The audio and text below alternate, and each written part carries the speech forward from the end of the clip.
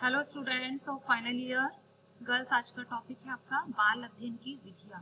देखिए, इससे पहले टॉपिक में हमने डिस्कस किया था कि डे केयर सेंटर के बारे में और बालवाड़ी जो शिक्षा पद्धति थी। आज बात करेंगे हम बाल अध्ययन की विधियों के बारे में। देखिए, जन्म के साथ ही संसार में एक नए प्राणी का जब परिचय होता है तो 40 सप्ताह पूर्व पूरी तरह से वो असहाय था और वह जिससे जीवन का प्रारंभ एक कोष से किया था। जन्म के समय बालक एक पूर्णतः असहाय रहता है, परंतु वह अतिशीघ्र विकास करता हुआ एक ऐसी स्थिति में पहुंच जाता है कि संपूर्ण जीवन का स्वयं निर्देशित करने लगता है, स्वयं अपने जीवन को निर्देशित करने लगता है। और जन्म के समय से ही बालक और वयस्क में घनिष्ठ और जटिल प्रतिक्रिया प्रारंभ हो जाती है। तो बाल अध्ययन की विधियों के अंतर्गत देखिए, बालक के विकास के अध्ययन का महत्व अधिक होता जा रहा है। इसी कारण बाल अध्ययन की जो विधियों की ओर ध्यान देना भी महत्वपूर्ण है, क्योंकि बालक का अध्ययन तो चिरकाल से ही किया जा रहा है, परंतु 19वीं सदी से बालक के वैज्ञानिक अध्ययनों को महत्व देना प्रारंभ हुआ और बालक के अध्ययन की मनोवैज्ञानिक विधि को अपनाकर ही हम विकास की उपयुक्त व सही जानकारी प्राप्त कर सकते हैं।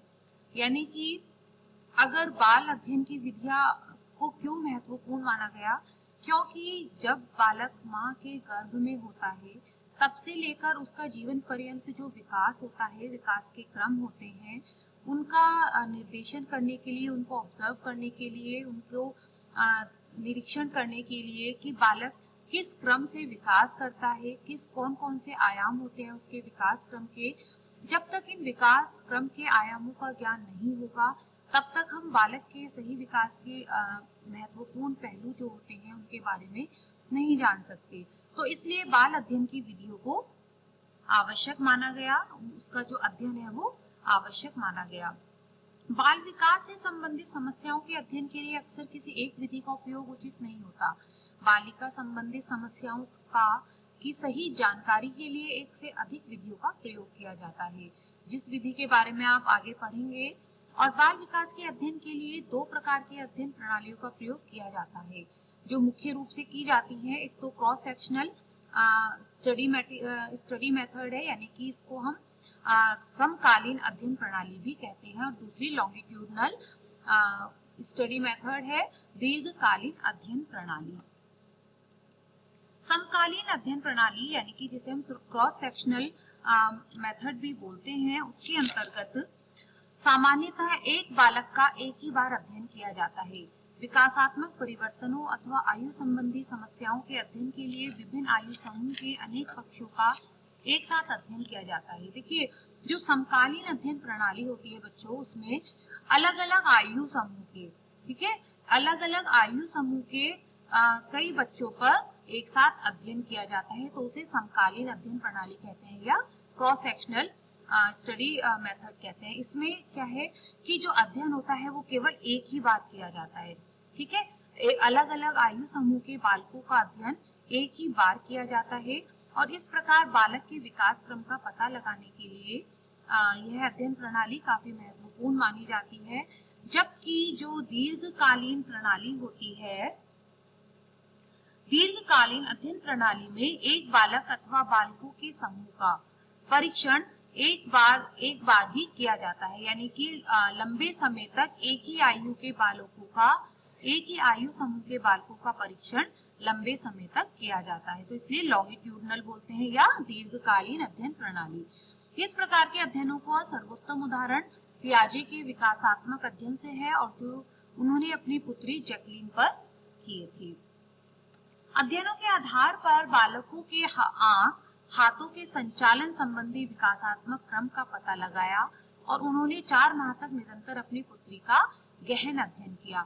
यानी कि देखिए बच्चों, जो लॉन्गिट्यूडनल जो मेथड होता है, स्टडी मेथड होता है, तो उसमें क्या है कि जो बालकों के शारीरिक अंगों के संचालन विधि क्या है, किस प्रकार से वो गति करते हैं, किस प्रकार से वो विकास करते हैं, उनका व्यवहार क्या है, वो किस तरह से उनका जो विकास, जो उनका शारीरिक विकास है, मानसिक विकास क्रम है या बौद्धिक विकास क्रम है, संवेगात्मक विकास क्रम है, उस चीज का अध्ययन इसमें किया जाता है, उसको निरीक्षण किया जाता है, ऑब्जर्व किया जाता है।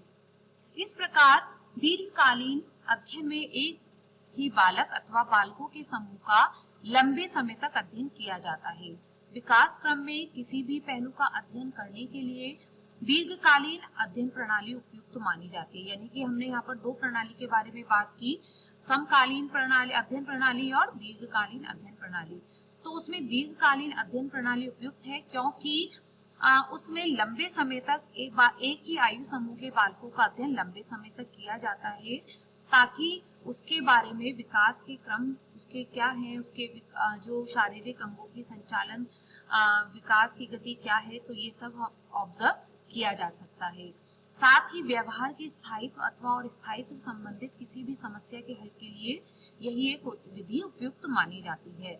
साथ ही साथ बच्चों के बालकों के व्यवहारों का अध्ययन भी इस प्रणाली के द्वारा आसानी से किया जा सकता है। अब बात करते हैं बच्चों, देखिए जैसे कि हमने अभी पढ़ा कि दो विधि उपयुक्त मानी जाती है, समकालीन और दीर्घकालीन। तो इसमें एक अध्ययन विधि में एक और प्रणाली यूज की जाती है, जैसे कि जो भी समकालीन और दीर्घकालीन प्रणाली है उसमें क्या किया जाता है, ऑब्जर्व किया जाता है, निरीक्षण किया जाता है। ठीक है, कोई भी व्यक्ति कोई भी मनोवैज्ञानिक वो बालकों के व्यवहारों का, बालकों के अंगों के संचालन गतिविधियों का निरीक्षण करता है, तभी तो हम एक उनसे जो है आंकड़ा इकट्ठा कर सकते हैं, उनकी रिपोर्ट तैयार कर सकते हैं। तो वो कैसे होगा, निरीक्षण करके, ऑब्जर्व करके। तो अब हम बात करेंगे ऑब्जर्व, ठीक है, ऑब्जर्व मेथड यानी कि निरीक्षण विधि। देखिए निरीक्षण का अर्थ साधारण तौर पर अवलोकन या निरीक्षण का अभिप्राय देखना होता है। ठीक है, निरीक्षण को हम अवलोकन भी बोल सकते हैं और इंग्लिश में ऑब्जर्व भी बोलते हैं, किंतु प्रत्येक देखने को अवलोकन नहीं कहा जा सकता। यानी कि अगर ऐसा नहीं कि हम किसी भी वस्तु को या किसी भी व्यक्ति को देख रहे हैं तो वो अवलोकन हो गया या निरीक्षण हो गया। जब किसी विशिष्ट उद्देश्य को लेकर किन्हीं घटनाओं का निरीक्षण या जांच पड़ताल की जाती है, ठीक है ना, यानी कि किसी भी वस्तु को या व्यक्ति को देखना अवलोकन या निरीक्षण नहीं है। जब उससे संबंधित या किसी घटना से संबंधित कोई भी आंकड़े इकट्ठे किए जाते हैं या जांच पड़ताल की जाती है तो उसे ही अवलोकन कहा जाता है। अब मोजर के शब्दों में उन्होंने क्या कहा, क्या डेफिनेशन दी इसकी परिभाषा, कि अवलोकन में कानों तथा वाणी की अपेक्षा नेत्रों के प्रयोग की स्वतंत्रता रहती है। यानी कि इसमें देखकर जो भी चीज सामने है, देखकर जो आंकड़े, जो तथ्य इकट्ठे किए जाते हैं वो सही माने जाते हैं। पीवी यंग ने भी अवलोकन का आशय है आंखों के माध्यम से जानबूझकर किए जाने वाला अध्ययन। तो पीवी यंग और मोजर ने इनको क्या इनके लिए डिफाइन किया कि जो भी नेत्रों के द्वारा देखा जाए या नेत्रों के द्वारा ऑब्जर्व किया जाए, यानी कि इसमें नेत्रों के प्रयोग की स्वतंत्रता रहती है, तो उसे ही वो फैक्ट माना जाता है। एक अध्यापक के लिए बच्चे का अध्ययन का उद्देश्य होता है कि संपूर्ण बच्चे को जानने व समझने की एक क्रिया। निरीक्षण एक ऐसी तकनीक है जिसकी सहायता से अध्यापक जो है वो बच्चे का विभिन्न औपचारिक व अनौपचारिक स्थितियों में अध्ययन कर सकते हैं। और अध्ययन का एक तरीका और है कि बच्चे के दिनों दिन जीवन में उनके द्वारा निष्पादित कार्यों का औपचारिक अनौपचारिक रूप से निरीक्षण करना। यानी कि किसी को, देखिए अनौपचारिक तरीके से निरीक्षण क्या हो गया कि किसी को पता भी नहीं चले कि हमारा निरीक्षण, हमें ऑब्जर्व किया जा रहा है। ठीक है, उसमें कोई पहले से प्री प्लानिंग नहीं होती है, कोई व्यवस्था नहीं होती है कि इस बच्चे का निरीक्षण किया जा रहा है या उस पर अध्ययन किया जा रहा है उसका। तो अनौपचारिक रूप से निरीक्षण करना और खेल के दौरान उनके व्यवहार का तथा सामूहिक स्थिति में अपने साथियों के साथ अन्य क्रियाओं का निरीक्षण करना, बच्चे के व्यवहार का निरीक्षण कुछ सीमाओं या नियंत्रणों को लगाकर निरीक्षण तालिका का उपयोग कर अधिक व्यवस्थित रूप में किया जा सकता है। और समय का प्रतिचयन ऐसी एक नियंत्रण विधि होती है। तो एक अध्यापक के लिए बच्चे का अध्ययन एक उद्देश्य होता है, यानी कि निरीक्षण विधि द्वारा एक जो अध्यापक है वो बच्चों का अध्ययन कर सकता है, उनकी गतिविधियों का अध्ययन कर सकता है औपचारिक और अनौपचारिक तरीके से। क्योंकि अगर बच्चों की गतिविधियों को ऑब्जर्व नहीं किया जाएगा, उनका अवलोकन नहीं किया जाएगा, तो उनके व्यवहार में बदलाव लाना, चेंज लाना, ठीक है, और उनको मोटिवेट करना, उनको जो है नई नई गतिविधियां सिखाना जो है वो एक तरह से सफल नहीं माना जाता है। इसकी अंतर बच्चे के व्यवहार का एक छोटे समय अंतराल में निश्चित सामूहिक बिंदुओं पर निरीक्षण किया जाता है। उदाहरण के लिए बच्चे का निरीक्षण प्रत्येक बार 15-15 मिनट के लिए सुबह 9 बजे से 11:30 बजे और दोपहर में 2 बजे किया जाता है। ऐसे निरीक्षण पूर्व नियोजित होते हैं, जिन्हें हम औपचारिक भी बोलते हैं। अतः एक बच्चे के व्यवहार का प्रतीकात्मक चित्र प्राप्त करने की दिशा में काफी उपयोगी पाया गया। समय अंतराल के कम होने के कारण लिपिबद्ध करने वाली सूचनाएं भी कम होती हैं और यही कारण है कि निरीक्षण काफी तीव्रता से होता है। और एक तरीके से नियंत्रित परीक्षण में अध्यापक केवल एक विशिष्ट व्यवहार का ही निरीक्षण करना चाहता है।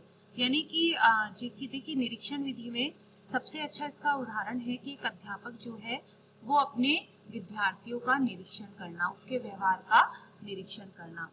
तो गर्ल्स, आज हमने बात की चाइल्ड स्टडी मेथड के बारे में, बाल अध्ययन विधियों के बारे में, और इसमें जो दो आपकी विधियां हैं, समकालीन यानी कि लॉन्गिट्यूडनल और क्रॉस सेक्शनल स्टडी मेथड, तो उसके अंतर्गत जो ये दोनों विधियां यूज की जाती हैं, प्रयोग की जाती हैं, उनमें निरीक्षण विधि के बारे में हमने पढ़ा। तो ओके गर्ल्स, नेक्स्ट टॉपिक में मिलती हूँ, इसी टॉपिक को कंटिन्यू करते हुए अगले टॉपिक में, अगले लेक्चर, वीडियो लेक्चर में। Thank you.